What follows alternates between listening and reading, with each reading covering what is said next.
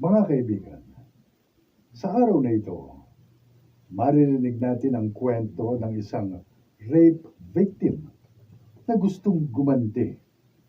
Siya ay si Andrea.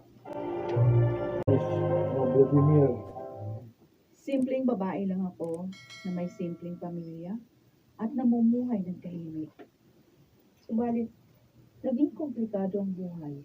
Naligawan ako ng isang maimpluwensyang lalaki. At hindi ko siya gusto. Kaya dinaan niya ako sa dakas. Pinagsamantalahan ako. Gusto kong makamit ang hustisya. Kaya lang, hindi ko alam kung paano ko siya lalabanan.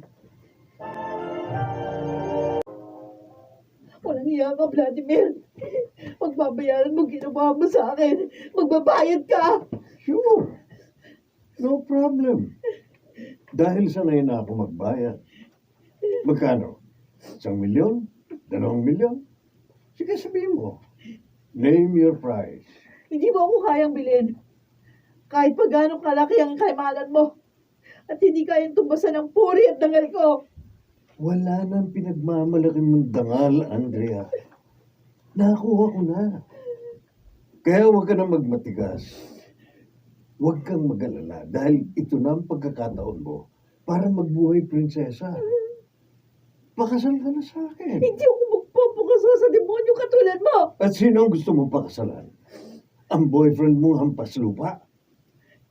Sa palagay mo, Ano? Matatanggap ka ba niya? ang boyfriend mong hampas lupa? Sa palagay mo, matatanggap ka pa niya? Sa dami ng babaeng nababaliw sa akin, ikaw lang ang inalok ko ng kasal. Ibahin mo ako. Hindi ako tulad ng mga naging babae mo. Tama ka. Naiiba ka nga. Dahil ikaw ang pinakamasarap. Sige. Sige lang, pagtawanan mo ako. Pero tandaan mo to. Sa akin pa rin ang huling alakhak.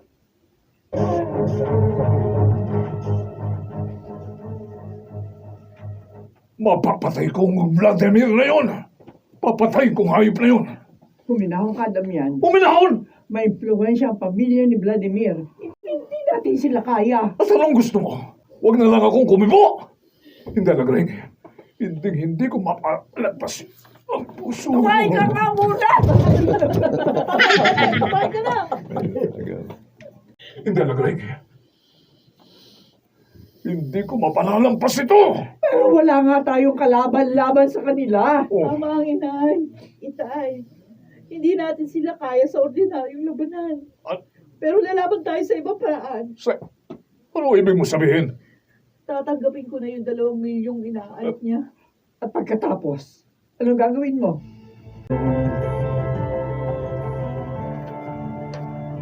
Magkano ang serbisyo mo?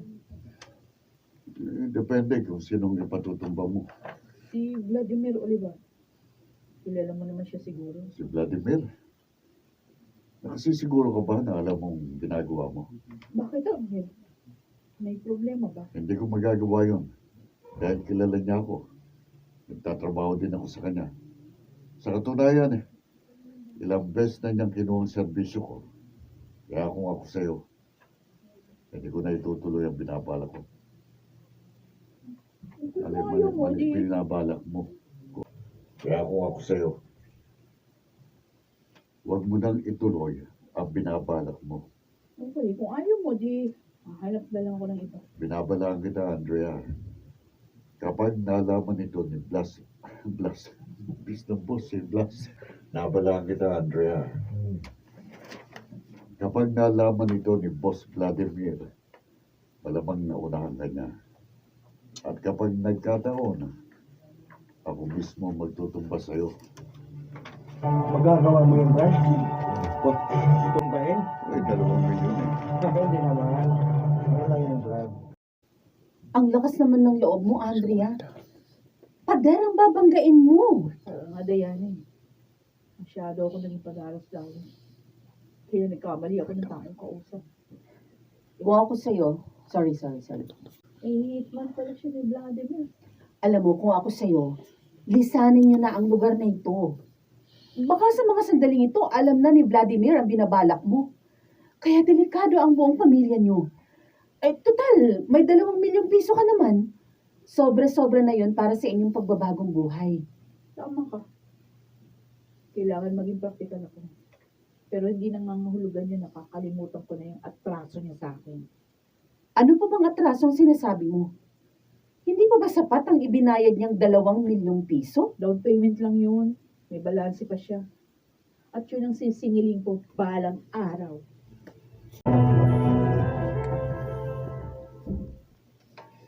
Aalis tayo sa lugar na ito? Bakit? Huwag na kayo magtanong. Kailangan umalis tayo sa lalong madaling panahon. Si Vladimir ang may atraso sa atin. Bakit kailangan tayo magtago? Tay, tsaka ako nalang papaliwanag ang lahat. Pero saan naman tayo pupunta? Bahala na. Basta kailangan natin makalayo sa lugar na to. Sa lalong madaling panahon.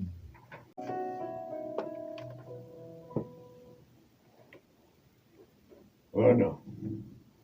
Nailigpit mo na ba si Andrea? Wala na siya sa bahay na eh. Baka natakot at nagtago. Ang lakas ng loob niyang kalabanin ako. Duwag pala siya. Paano yan, boss? Tutugisin ko pa ba siya? Huwag na. Hayaan mo na siya magtago sa kanyang lugar. E paano kung ibaltahan ka niya balang araw? Pwede, sige. Hihintayin ko siya. Hindi ako natatakot sa kanya. Sa loob, sa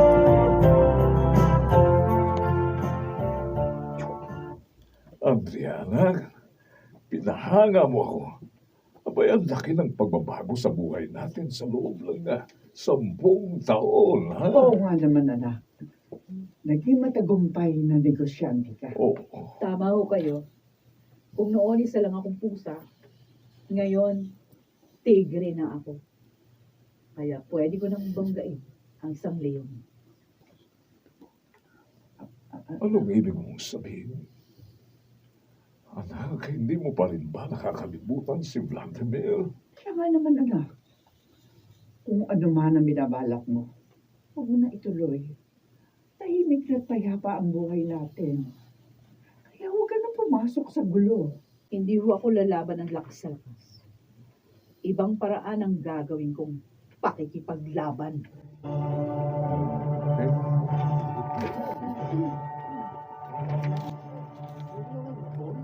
Sige. Wala pa ngayon. Wala pang script. Saan po tayo pupunta, Mami? Sa Maynila, meron tayong misyon. Anong misyon? Basta, malalaman mo na lang kapag nandun na tayo ni Cole. Isasama po ba natin sina Lolo at Lola? Hindi naman tayo magtatagal doon, anak. Kaya tayong dalawa lang.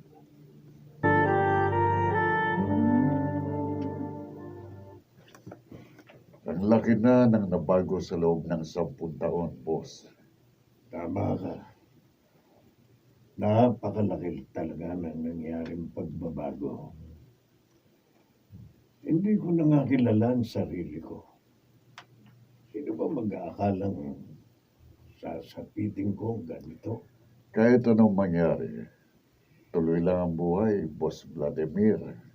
Nagpapasalamat ako sa iyo, Arnel. Dahil kahit wala na akong pera at kapangyarihan, nariyan ka pa rin. Tinalikuran na ako ng aking mga kamag-anak at kaibigan. Ikaw na lang ang natitirang dumadamay sa akin. Uy, kasama na kasi ito sa aking pagbabagong buhay. At ganun ka rin, boss. Hindi pa huli ang lahat para magbago. Ano pa ba ang pagbabago ang dapat kong gawin? Kita mo naman. Halos nakabilanggo na ako rito sa aking wheelchair. At nawala na ang lahat sa akin. Marahil dumating na ang aking karma. Pinagbabayaran ko na ang aking mga utang. Kasama ba doon? Ang utang mo sa akin. Andrea, ikaw ba yan? Mabuti naman. natatandaan mo pa. Kumusta ka na? Sinong batang yan? Anak mo? Oo. Anak ko. Anak nating dalawa. Talaga? Anak natin siya? Mami, siya po ang daddy ko? Oo, Nicole. Di ba? Lagi mo akong tinatanong kung sinong daddy mo. Ayun siya. Pagmasdan mong mabuti ang demonyo mong ama. Daddy? Oh, wag. Wag kang lalapit sa kanya. Mommy! Mommy, please! Gusto ko pong mayakap si Daddy, please! Andrea, huwag mong ipagkait ang karapatan ko sa aking anak. Wala kang karapatan sa kanya, Vladimir. Mommy, please! Ang tagal ko pong hinanap si Daddy. Sobrang miss ko po siya. Please! Aaminin ko, malaking kasalanan ko sa iyo, Andrea. Pero kita mo naman ang kalagayan ko ngayon. Pinarusahan na ako ng langit. Parurusahan mo rin ba ako? Patawarin mo ko, Andrea. Patawarin mo ko. Hindi, Vladimir. Kahit kailan, hindi ko makakalimutan ang ginawa mong kalapastanganan. Kung ganon, nagsisisi ka ba dahil nagbunga ang aking karasan? Nagsisisi ka ba dahil nagkaroon tayo ng anak? Mommy! Pwede ba? Alang-alang man lang kay Nicole. Patawarin mo na ako. Bigyan mo ako ng pagkakataong ituwid ang aking pagkakamali. Sige na, Mommy. Maawa na kayo sa amin ni Daddy. Oh. Please. Matatandang pagkakamali ng James na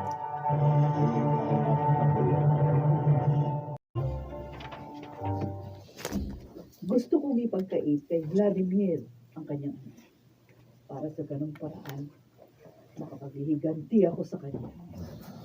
Pero, nakita ko, kasamang magdurusa si Nicole. At yun ang hindi ko kayang tiisin. Nagawa kong patawarin si Vladimir. Nagbago naman siya. Kaya nang malaunan, natutuhan ko rin siyang mahalin. At nagpakasal kami. Sa kasalukuyan, masaya kaming magkakasama ni Nicole. Ako si Andrea, at ito ang aking buhay. tunay ngang maraming pangyayari sa buhay natin na hindi natin inaasahan.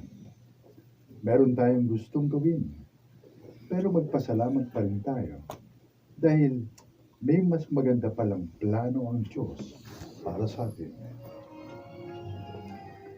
Mga nagsiganap, Jonel Banamin, Susan Robles, Philip Cruz, Jeneline De La Cruz, Julie Gaspi, at Rosanang Villegas sa papel na Andrea. Naglapat ng angkop na tunog Jerry Mutianga. Ito'y mula sa panulat ni Toti Santofal sa direksyon June Martin Ligaspi at Maynard Lanticho Jr. Ito ang aking buhay.